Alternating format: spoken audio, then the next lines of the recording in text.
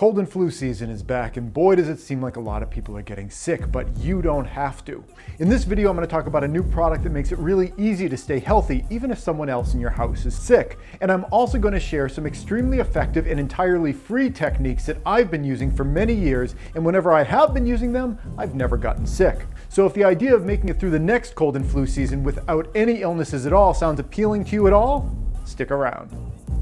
I love the chase and the hunt, and I set the pace when I'm running. I always take what I want and I always give it 100. Don't need a bank, no I'm funded. Play the game like it's nothing. I'm always thankful for something. Don't take for granted, stay humble. Now waiting, better believe in your mind, cause it's everything. You can mold, shape, find almost anything.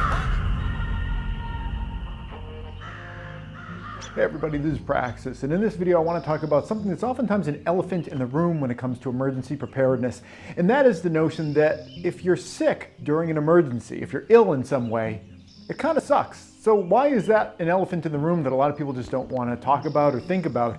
Frequently, I think when people get into emergency preparedness, they're looking for something that they can just kind of buy their way out of a problem. That's kind of the American, sort of the Western way of looking at things. What can I buy to solve this kind of problem? And don't you worry, this is a product review video, and we're going to be reviewing this air filter that relates to being able to stay healthy during whatever kind of situation. But before we get into this, I want to talk about why it's even important to be healthy when there is an emergency. And this is something that I hardly even think requires explaining because it just seems self-evident that if you're going to face some kind of a crisis situation, whether it's a hurricane or a flood or an aliens invading by airdropping bird flu infected clown zombies, whatever the emergency situation is, it's going to be much worse if you are congested and if you are feeling awful, if you're all full of aches and pains. So that's why I was really I don't want to use the word surprised, but disappointed in a lot of people who claim to be preppers during the whole COVID pandemic, because it was a perfect opportunity for a lot of us to test our preps to see whether or not we could avoid getting sick. And then on top of that, being sick kind of sucks. So why would anybody want to do that? A lot of times preppers plan for like the big unlikely things like, asteroid impacts and civil war and stuff like that. But the stuff that's more common, the stuff that's more mundane, they don't seem to have that much interest in avoiding. And I can't really quite wrap my head around exactly why that is, but it is kind of a strange paradox where people that are priding themselves on their ability to avoid danger and uncomfortable situations, at least during COVID, were like just walking right into the face of this this thing. And I thought that was kind of curious, but I was not one of them. Since COVID, here we have been completely free of any of that, and we've gotten a couple little sniffle kind of things, but they've only happened during time periods when we completely just dropped all of our precautions. So the precautions that I'm going to be mentioning to you in this video, they do seem to work, because whenever I'm implementing them, like for several years during COVID, we had like a spotless track record. They seemed to work at 100% effectiveness. Over this last summer, we kind of dropped all of our precautions and we got like a little 24-hour head cold, and then we kind of put them back up for a while, and then just recently again, during cold and flu season, we dropped them again, and my boy ended up getting a little bit of a sniffle, and I'm hoping that I'm not going to get it now. And one of the things that I'm using is this device, which we'll talk about last, because first I want to talk about the free things that I'm doing that are helping me to hopefully avoid, getting any kind of colds or flus or whatever, because, whether it's a crisis situation or just regular everyday life, it's much more pleasant to face it if you're not sick. So one of the things that I make sure that I do is just get proper nutrition, proper exercise, and proper rest. I think all of those are really, really important. None of them are exciting. It's not like you can just go out there and buy rest or buy exercise. These are things you have to prioritize in your life and put an effort on them. Nutrition, I guess you kind of buy nutrition, but it really comes more down to the choices that you make, because you're going to be spending money one way or the other, whether you're buying crappy food or more nutritious food. I know there's kind of this stigma that goes along with like, oh well, nutritious food, that's just for that's for rich people. I don't make a lot of money, so I can't afford that kind of stuff. It really depends on what you get. If you're buying pre-prepared processed foods, the more nutritious ones tend to cost more than the crappy ones. But if you're buying raw ingredients, you can get that kind of stuff for pretty cheap. And I know everybody's got a kind of a different situation, but I used to dumpster dive for food. I had a local organic food co-op, and they would throw out all their produce at the end of the week. Actually, it was 2 times a week. They would throw out all their old produce when new produce came in. And I remember the first time I did the dumpster diving, I was actually doing it to grab compost. I just was like, I'll just grab this stuff, throw it in my compost pile, the extra material. Well, the stuff that I pulled out of the the stuff that I pulled out of the dumpster, some of it was actually at least superior looking to some of the things that I bought in their grocery store that day. So a lot of really great stuff gets thrown out. If you can, network with your local grocery store, I guarantee that they throw this kind of stuff out. I mean, this was an organic food co-op. It was supposed to be like organized by all these like crunchy hippie kind of people. They're all about like, waste not, want not, and let's reduce, reuse, recycle. They literally had a kitchen in the grocery store, but they didn't use their old produce. They brought in new produce. There is so much waste in our society. So if you are someone that doesn't have a lot of financial means, and I know what that's like, I used to live in a trailer and go dumpster diving. There are all sorts of workarounds for it. So you can get proper rest, you can get proper nutrition, and you can get proper exercise if you prioritize it as being a part of your life. And I know I don't enjoy exercise either. In fact, squats are my least favorite exercise in the world. Whenever I'm going through my exercise routine, I hate it when I get to squats, and I do 2 sets of squats. In all, I do like 70 squats every time I do my exercise routine. I hate it, but I prioritize my health, and that's something that I can do to work towards it. So rest, nutrition, exercise, getting those things. One part of nutrition is also getting, special kind of nutrients in there. Taking vitamins, during cold and flu season, getting plenty of zinc and getting plenty of vitamin D, and be aware you can overdose on these things. It's not just like, well, if one's good, 100 must be better. You want to get your proper levels of those things and not go above that, because you can have problems, if you're overdosing on vitamins. But proper zinc, proper vitamin D, proper vitamin C, really proper all the vitamins.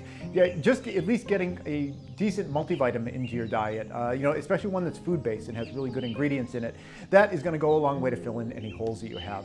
Here's another special thing that I do, and this is one that a lot of people think that I'm kind of crazy for doing. I'll eat raw garlic, not every day of the year, and not every day during cold and flu season, but if I've been somewhere where I feel like maybe there was someone sick there, like today, my boy's just getting over his little cold, and I've been doing this like crazy. Piece of raw garlic and some strong tasting juice. In this case, it's grapefruit juice. It's not as bad as you think. In fact, I barely taste the stuff. What I do is I just fill my mouth up with juice, and then I kind of nibble some of the garlic. I'm gonna do it for you guys right now. Kind of nibble the garlic into kind of like a mush, and then just swallow the whole thing, all at once. In that way, I'm getting, this raw garlic into my system, but it's not like I got a mouthful of raw garlic. And here I go to demonstrate that this is actually something that's possible. Mm-hmm.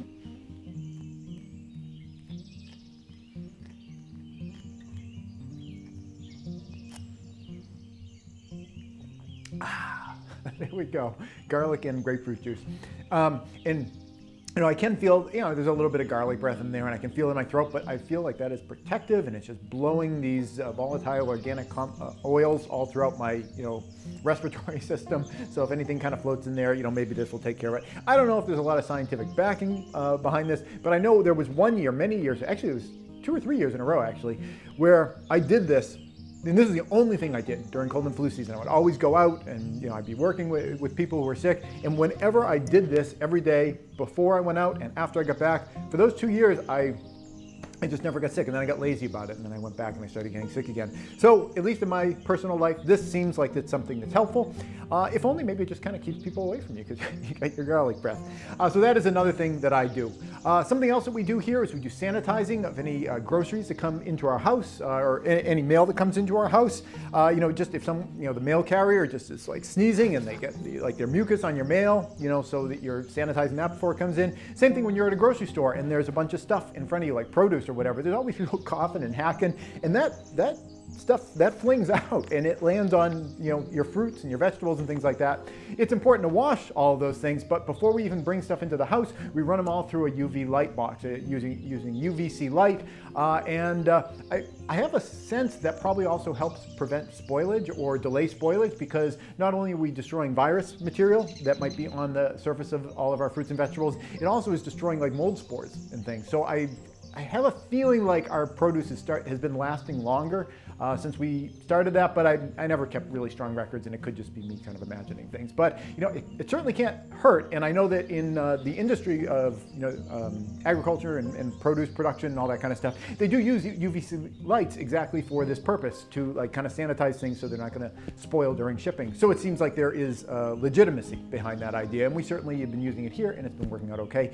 The big thing that we do above all other things is just, if you know there's going to be sick people around, just try to stay out of that situation. Now, I know that's not possible for a lot of people with different people's jobs and works and environments, and people who go to public school. My boy does homeschool, so we have a little bit more control over that. But wherever you do have control over that, if you just avoid hanging out with sick people, I think that's probably like the strongest stick of dynamite in your quiver to mix a bunch of metaphors all at once. Okay, so those are all the things you can do that are pretty much free kinds of things. And this is something that costs a little bit of money, but I'm glad that I have this device because we're running it in our house right now, because if you do fail to prevent some kind of an illness from coming into your house, you're not going to take your family member and like just throw them out into the snow. You have to kind of cohabitate together. And one helpful way of trying to reduce everyone else's chance of getting the illness while they're in the same house with that person is to be filtering the air. So if you have someone in their room, you can have an air filter running in that room, and that is going to reduce the virus load that's kind of floating around in the environment in that room. And then, in the rest of the house, wherever other people are hanging out, really kind of the more of them, the better, to just constantly be, filtering whatever virus material might be floating around through your air through a filter instead of filtering it through your lungs. This one is made by a company, I know I'm not 100% sure how to pronounce their name. This was sent to me for free. I'm not being paid to mention it to you guys, but it was sent to me for free to try out. And I've done a couple of filter review videos in the past, and I wasn't really predisposed to do it. We got plenty of filters here in the house. I didn't need another free one. But the reason that I wanted to try this one out is because it has kind of an interesting feature on it. And I want to share just that one thing with you. It's kind of a small design. It's sort of compact, so you wouldn't think that it's capable of very much. But what's cool about it, and there's a couple extra things that are cool about it as well, but this is the reason that I agreed to review it, is that it's got two filter inserts on both sides. And I thought that was kind of neat because it's sort of based on those kind of DIY. And you take a box fan and you put a bunch of HEPA filters around it, and you kind of make your own air filter, and those work totally fine. It all comes down to the filtering material itself. All the bells and whistles and lights and all that kind of stuff, that's all just kind of stuff to make your life a little bit more convenient and be a little bit more showy. What it really comes down to is you're just pushing air or pulling air through a filter, and it all comes down to the quality of the filter. So if you wanted to just take a box fan and throw a couple of filters around, that'll work just fine. This is a way of getting a little bit more elegance. It's a little bit easier to move around and all that kind of stuff. It does have some cool other features, aside from the fact that it has like the two double filters on either side, so it makes it a more compact design. So it's it's just less bulky to be moving around. It has a nice little handle on the back, so it's easy to move around. It has a couple of extra features. It has a timer feature in here where you can set it for, I think it's like 2, 5, or 8 hour increments or something like that. So you can have it run for a while, and then it'll shut itself off. That's kind of a nice thing to have. One thing that is kind of a downside with this is that frequently when I am running this kind of stuff, I'm running it off of timers that are standalone timers. I have everything in my house on timers. All the ventilation systems are all on these like little mechanical timers that I've got all over the place. Cheap little things, but real workhorses around here to turn an air filter on at a certain time, or turn a dehumidifier on at a certain time, or a circulation fan on at a certain time. We run the house here off of solar power, so you want things kind of going on at certain times when you have kind of peak sun. So I use these little mechanical timers all the time.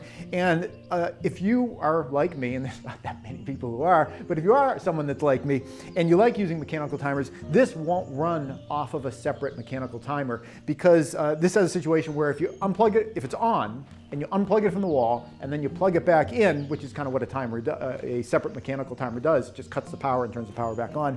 This doesn't start running again. And that's kind of a downside with electronic stuff in general. I like things that got knobs that click, and it's like, that's in an on position, that's in an off position. When you get this kind of electronic stuff, it reduces your ability to, do those kind of like, Rube Goldberg kind of jerry-rig things where it's like, I got this mechanical timer, and this timer runs into another timer, and that does, all this other things. So if you wanted to set this thing up where something else is turning it on and off, you can't do that. As soon as the power gets cut, when it gets turned back when power gets fed back to it, it won't turn back on and start running again. So that's kind of a downside for me, but most people aren't like me anyway. It's got several different fan speeds. It also has a night setting, which will set it down to the lowest, the quietest setting and turn all the lights off. And one thing that I thought was really cool about this is that it has an air quality sensor in it where it will tell you how much parts per million particulate are floating around in the air. And I tested it out. We've got a wood stove here, so I have the capability of getting some smoke into the house. I tested it out, and it does work. When there is a little bit more higher particulate, it will go up, and it definitely seems to correspond with the actual air conditions. So I think this is a pretty cool filter. You can get replacement filters for it. They're about $15 each, so if you're going to replace both at the same time, it was a little under $30, at least at the time of this recording. I'm going to put a link down in the description below if you wanted to check this thing out. But again, staying healthy during cold and flu season or whatever time of year, it's not something you have to pay money for. Things like this, they're cool, they make it a little bit easier, they're convenient, you can just kind of carry it around with you.